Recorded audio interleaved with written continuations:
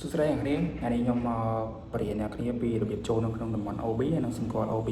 ហើយមួយទៀតគឺតើអ្វីទៅដែលហៅថា O develop O develop គឺជាធានខណ្ឌមួយនៃចុងក្រោយគេបង្អស់ដែលមានការផ្លាស់ប្ដូរយ៉ាងខ្លាំងក្លាមកតាំង bullish O develop និង bearish O develop ហើយ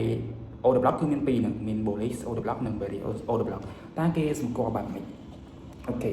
នេះអញ្ចឹងអ្នកគ្នាអាចមើលបាននៅតំបន់នេះគឺមាន O develop គឺដក O develop អញ្ចឹងទីផ្សារនេះគឺ retestment មកប៉ះ O develop នេះយើងអាចចូល sell បានគាត់ទីផ្សារមកប៉ះ O develop នេះគឺធ្លាក់វិញបានអញ្ចឹងគឺជាទានចុងក្រោយរបស់នៃ bullish នេះទីផ្សារនេះគឺពុកថា bullish ឡើងអញ្ចឹងទីO develop ហើយសម្រាប់ sell ហ្នឹងគឺទានចុងក្រោយបំផុតនៃ bullish មកវិញអានេះគឺជា bullish អញ្ចឹងទានក្រោយរបស់ bullish គឺធ្លាក់មក bullish ចូលមកវិញចូលមកឡើងអញ្ចឹងយើងអាចសម្គាល់បាននៅពេលទីផ្សារឡើងទៅប៉ះជាមួយនឹង O develop នេះអ្នកគ្នាអាចចូល sell វិញបានអញ្ចឹងការសម្គាល់គឺបែបហ្នឹងហើយសម្រាប់ OB គឺដូចគ្នាគឺជាទានចុងក្រោយបង្អស់នៃ bullish បង្កើតទៅនេះអញ្ចឹងនៅពេលដែលបើសិនយើងទាននេះ O develop វាបង្កើតជាមួយនឹងទានចុងក្រោយមុននឹងបង្កើតជាមួយ bullish ទៅវិញអញ្ចឹងនេះគឺជាទាននៃ bullish ទៅវិញណាអញ្ចឹងទាននេះបង្កើតមកគ្រប10លើទានពណ៌នេះពណ៌ក្រហមនេះតែភាសារបស់ខ្ញុំគឺដាក់ពណ៌ខ្មៅសចាអញ្ចឹងអ្នកនេះគឺទាននេះគឺក្រហមហ្នឹងអញ្ចឹងនៃទាននេះគឺបង្កើតមកគ្រប10លើនេះទៅទៅលើដល់នេះsell នឹងមកប៉ះ O develop នេះទាននេះអញ្ចឹងយើងអាចចាប់យកបានយើងចាប់ជាមួយវិញនេះមកពុកជាមួយវិញនេះក៏បានដែរហើយទីមកអញ្ចឹងមកទីផ្សារមកប៉ះជាមួយនឹង O develop យើងអាចចូល sell នៅតំបន់ O develop បានឬក៏ទីផ្សារនេះ retestment មកនេះទីផ្សារនេះធ្លាក់មកនៅប៉ះ OB នេះយើងអាចចូលទិញឡើងវិញបានអញ្ចឹងសម្រាប់ទីផ្សារវាគឺបែបហ្នឹងអញ្ចឹងបងខ្ញុំមកបញ្ចូលទៅនឹង O develop ហើយខ្ញុំនឹងអានឲ្យគ្នាមើលស្ដាប់តិច O develop គឺជាអ្វី O develop គឺជាធានចុងក្រោយបង្អស់នៃការផ្លាស់ប្ដូរទីតាំងយ៉ាងខ្លាំងក្លាហើយ O develop គឺមានពីរនឹង bullish O develop និង bearish O develop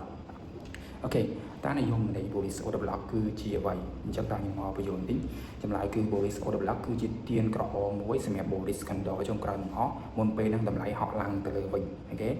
អញ្ចឹងគឺវាជាស្ថាប័នមួយធំដែលគេដាក់បញ្ចូលទៅនៅក្នុងតំបន់ O develop ហ្នឹងសម្រាប់ bullish O develop គឺជាទានមួយបេតងនៃ bullish O develop ចុងក្រោយអូខេបន្តមុននឹងធ្វើការចុះខ្លាំងអញ្ចឹងអាបកគោលមួយខ្ញុំបានថានេះដូចជានេះបកគោល bullish ចុងក្រោយហើយកន្លែងហ្នឹងគឺមានស្ថាប័នមួយគឺបញ្ជាដាក់បញ្ជាទិញចូលមកក្រុមមួយហ្មងអញ្ចឹងកន្លែងហ្នឹងឯងដែលគេអាចចាំរងចូល sell អញ្ចឹងនៅពេលដែលឧទាហរណ៍ថាមាននឹងកំពុងបន្តចុះតែយើងអាចហ៊ានតន់ចូល entry ណាមួយទេយើងអាចមើលទៅក្នុងតំបន់ IVG វិញក៏បានតែបើសិនបង្កើតជាមួយ IVG នេះលេខកន្លែងនេះគឺមាន IVG នេះទីផ្សារនេះមក IVG ធ្លាក់មួយទៀតអូខេអញ្ចឹងដូចត្រង់នេះអញ្ចឹងបង្កើតជាមួយនឹងទៅយក O develop នេះធ្លាក់មកវិញអញ្ចឹងបង្កើតជាមួយនឹង IVG នេះបកគោទាន3 1 2 3អញ្ចឹងកន្លែងនេះឬគឺជាបង្កើតជាមួយ IVG មួយនៅពេលដែលទីផ្សារបង្កើតជាមួយ market structure គឺប្រាប់ដល់ទីតាំងបូកទៅយក IVG ធ្លាក់មកវិញអញ្ចឹងហើយដែលជាតំបន់មួយដែលរឹងមាំហើយបើសិនណាគ្នាចូលផ្សារខ្ញុំ recommend មែនទែនគឺចូលនៅក្នុងតំបន់ OB ទៅយើងចេះតែ OB ចេះតែ IVG ក៏យើងអាចយក profit បានដែរតែអ្វីបំផុតគឺអ្នកគ្នា feeling អាចបានតែ feeling អ្នកគ្នាអត់ចេះគ្រប់គ្រងអញ្ចឹងបានហានិភ័យសម្រាប់ការដើមទុនអ្នកគ្នាមានប្រមាណការអត់ដែរបើសិនជាអ្នកគ្នាអត់ចេះគ្រប់គ្រងអារម្មណ៍អ្នកគ្នាបានហើយមួយទៀតដែរបើសិនអ្នកគ្នាចង់ចូលក្នុង channel របស់ខ្ញុំគឺចូលដោយ free ខ្ញុំចែករំលែកទាំងអស់ទាំង signal នេះគឺខ្ញុំបោះនៅក្នុងក្រុម channel របស់ខ្ញុំហើយបើសិនចង់រៀនជាមួយខ្ញុំផ្ទាល់ក៏ខ្ញុំអាចចែករំលែកបង្រៀន free បានដែរនិយាយទៅទៅ forex trading នេះគឺតែយើង research មើលទៅតាម YouTube ទៅតាម trader គាត់មុនដូចខ្ញុំគឺខ្ញុំចូលក្នុងឆ្នាំ2024ហើយពេលដែល trade ទៅមុនដូចអ្នកទាំងគ្នាគឺ trade ខាតដោយសារតែយើងចូលតាមអារម្មណ៍ចូលដោយសំណាង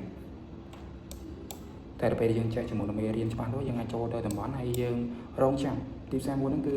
មានតែពាក្យថារងចាំសម្រាប់ចូលលក់ឬក៏ចូលទិញតែបើសិនជាយើងចេះតែចូល